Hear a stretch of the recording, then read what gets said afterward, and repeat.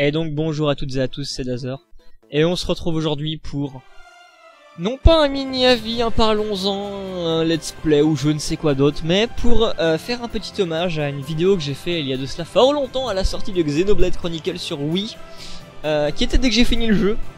J'ai vomi absolument toute la hype que j'avais accumulée dans mon sang dès que je l'ai terminé en vidéo. Et je me suis dit qu'il était temps de faire la même chose aujourd'hui sur Xenoblade Chronicles X. Voilà, le dernier gros bébé de Monolith Software, sorti sur Wii U. Je l'ai fini il y a 1 heure. Mes amis, une bombe atomique. Comment vous dire que ce jeu est un des rares jeux qui faisait que je ne pensais et je ne vivais que de ça. C'est-à-dire que dès que j'étais au boulot, je ne pensais qu'au jeu. Je pensais qu'à l'instant où je mettrais le pied chez moi pour jouer au jeu. Dès que je rentrais chez moi, à la seconde même où je posais un pied dans ma chambre, boum, la Wii U était allumée à la seconde d'après. Je pense que ceux qui me suivent sur Twitter l'auront remarqué, hein, parce que je vomissais pas mal ma hype aussi sur Twitter avec des vines. Oh, Xenoblade c'est trop bien. Oh, je lâche mon écran. Ah, c'est trop de la balle. Ah, le jeu est trop bien. Regardez comme c'est beau et tout. Vraiment, y a pas à dire. Ce jeu est une pure bombe, les mecs. Un jeu qui m'a foutu une hype pas possible. Ça faisait longtemps que j'avais pu passer. Pour tout vous dire, je viens de finir le jeu. En fait, hier, je travaillais pas. Et du coup, j'ai radé mon temps de jeu, ou en tout cas mon temps par jour après avoir fini le jeu tout à l'heure. J'ai passé, et vraiment, hein, moi-même j'ai été choqué, j'ai passé 18 heures non-stop sur le jeu.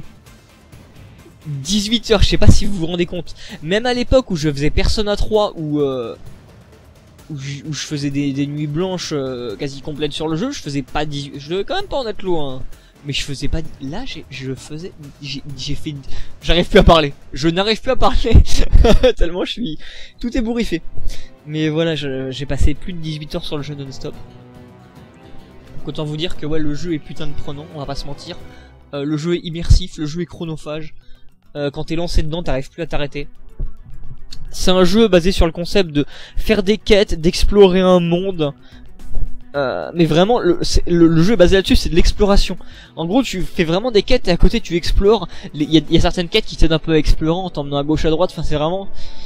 J'ai trouvé cette petite aventure fantastique.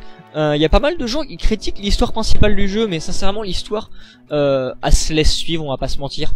La mise en scène est sympathique par moment. Dans l'ensemble, elle se laisse suivre. Il y a quelques points qui m'ont en fait gêné.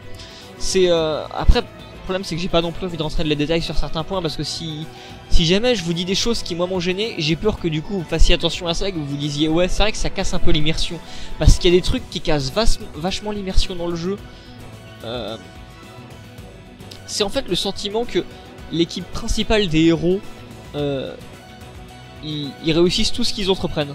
Mais genre vraiment, hein, dès qu'ils partent en mission, s'ils décident qu'ils vont faire ça, bah ils échouent jamais en fait. Et ça c'est quelque chose qu'on ressent assez vite dans le jeu mais c'est que dans l'histoire principale, ça qui est bien. Parce que dans les quêtes annexes c'est carrément autre chose. Dans les quêtes annexes, c'est-à-dire qu'on va à chaque fois avoir des missions à faire pour des gens ou pas. Il y aura un mini scénario en fait, c'est pas juste des quêtes FedEx comme les pros du milieu l'appellent. C'est pas des quêtes où tu vas juste aller à gauche à droite sans queue ni tête. Il y en a beaucoup avec un mini scénario et c'est super sympa, c'est pas des quêtes faites comme ça là vite, non, t'as une petite histoire. Des fois il y en a une en rapport avec des voyages dans le temps, il y en a une autre en rapport avec du poison pour se débarrasser d'une race entière, il y en a un rapport avec l'amour entre deux êtres alors que c'est impossible. Enfin, bref, il y a pas mal de petites quêtes sympas. Et dans ces quêtes, des fois, certains de nos choix vont effectivement modifier ce qui s'y passe, c'est assez minime et assez rare aussi, mais il y a quelques choix voilà qui sont pas juste là anodins. Et du coup j'ai trouvé ça vachement agréable à faire, les quêtes sont cool à faire dans le jeu. J'ai pris du plaisir. Il y en a certaines qui étaient pas cool, mais il y en a certaines effectivement c'est juste allez fais ça. Bon j'en arrivais à un stade où je passais un peu les dialogues pour ces quêtes là qui étaient vraiment inutiles. Mais dans l'ensemble putain j'ai vraiment pris mon pied.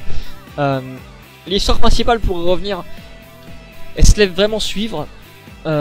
Et jusqu'au dernier chapitre du jeu, où là les mecs, les développeurs ont donné absolument tout ce qu'ils avaient.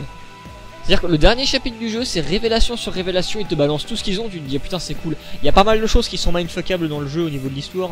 mais dans l'ensemble à la fin tu te dis putain c'est vrai que c'est vachement bon quoi, la mise en scène est cool, les révélations finales sont vachement sympas. Les persos sont dans l'ensemble assez cool. Y a beaucoup de personnes qui disent que ouais, les personnes n'ont pas de background. Mais quand on fait leur quête d'entente en fait, ils ont au moins tous une petite histoire à raconter, on en apprend plus sur comment ils sont devenus ce qu'ils sont, par exemple ce qu'ils ont vécu par le passé, ce qu'ils doivent ressentir actuellement par rapport à des choses qui leur sont arrivées. Parce qu'en gros le topo principal du jeu, c'est que on contrôle les humains, donc c'est-à-dire nous. Il y a eu des races extraterrestres qui se sont battues à côté de la Terre et qui l'ont fait exploser. Et prévoyant le fait que la Terre n'allait pas survivre à ce combat, les humains en fait ont réussi à s'échapper grâce à un vaisseau en fait qui s'appelle la Grande Arche. Et ce vaisseau va s'écraser en fait sur une planète inconnue qui s'appelle Mira, et c'est sur cette planète que tout le jeu va se passer en fait. On va se retrouver à devoir essayer le plus rapidement possible de retrouver ce vaisseau avant nos adversaires en fait, parce que vous verrez ça, il y aura une race extraterrestre qui va venir nous mettre des bâtons dans les roues, et on va devoir se dépêcher en gros de retrouver le vaisseau avant que eux le retrouvent. Et du coup on va avoir une histoire où on va voir comment maintenant les humains font pour vivre dans les conditions actuelles où ils sont, c'est-à-dire écrasés sur une nouvelle planète inconnue. Comment on va faire pour s'habituer à vivre avec les indigènes, comment on va s'en sortir. Enfin vraiment c'est vachement sympa à suivre, c'est vachement cool. Et j'aime bien ce genre de jeu qui met les personnages principaux dans une condition de vie à laquelle ils doivent s'habituer. Comme dans Lightning Returns que j'avais adoré pour à peu près la même chose en fait. C'est vraiment les quêtes annexes, le background et l'exploration. C'est quelque chose qui m'a plu en fait dans ces deux jeux. Et vraiment, je vais pas vous mentir, je suis pas autant hypé qu'à l'époque où j'ai fini Xenoblade, parce que là j'étais vraiment, oh, mais là ouais, j'ai laissé passer une petite heure donc je suis moins dans le truc, mais putain quand j'ai fait la fin du jeu j'étais vraiment à fond dedans.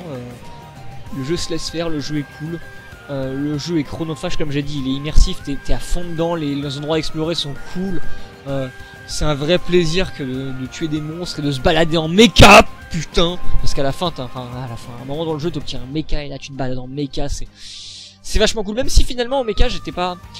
Ça casse un peu l'immersion en fait, parce que vraiment le moment où j'ai le plus profité du jeu au final c'est quand je découvrais l'univers, quand je me baladais dedans à pied. Quand on a le méca on est super rapide et on finit par directement aller là où on a besoin d'aller. On visite à l'arrache en fait. Alors qu'au moment où t'es juste à pied quand tu commences le jeu, là tu prends vraiment ton temps pour tout visiter et tout découvrir. Tu découvres à ton aise en fait et à ton allure.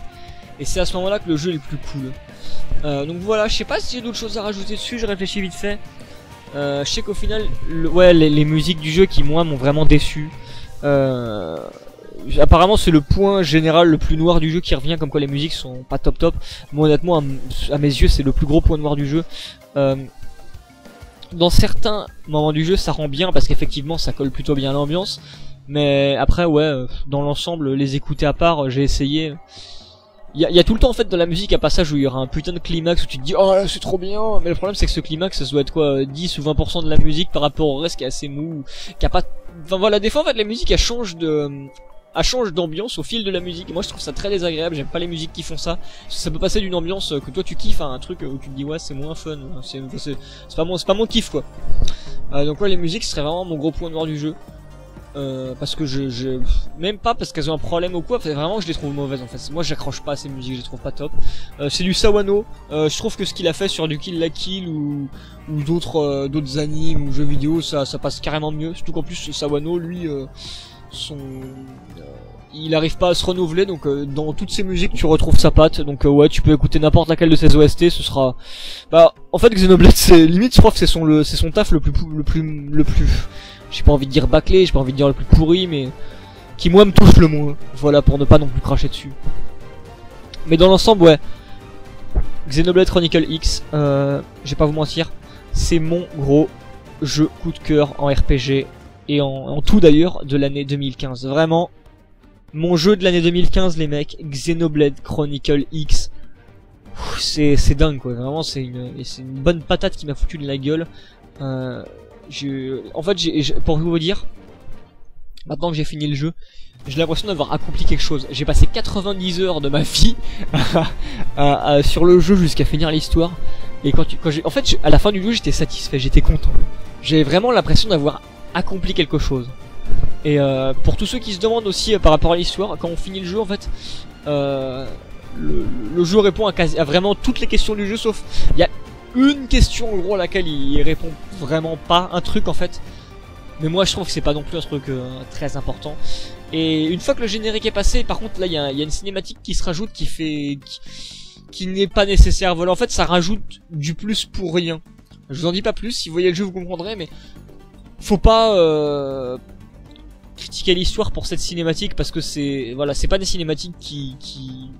En gros le jeu peut s'arrêter à ce qu'il est. Voilà, c'est ça que j'ai envie de dire. Voilà.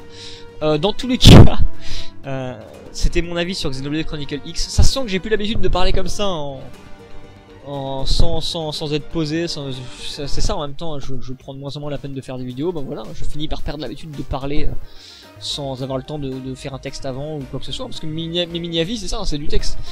Et ça faisait un moment que j'avais plus fait de live, donc j'étais un peu rouillé, mais voilà. C'est une petite vidéo pour donner mon avis sur Xenoblade Chronicle X juste après l'avoir fini. Les gens, c'était génial. Vraiment, je saurais pas comment vous dire à quel point j'ai pris mon pied. Peut-être que je ferai un avis plus tard, un mini-avis en fait, du coup ce sera plus construit, ce sera écrit à l'avance, et j'aurai le temps de juste mettre en avant les choses que je veux mettre.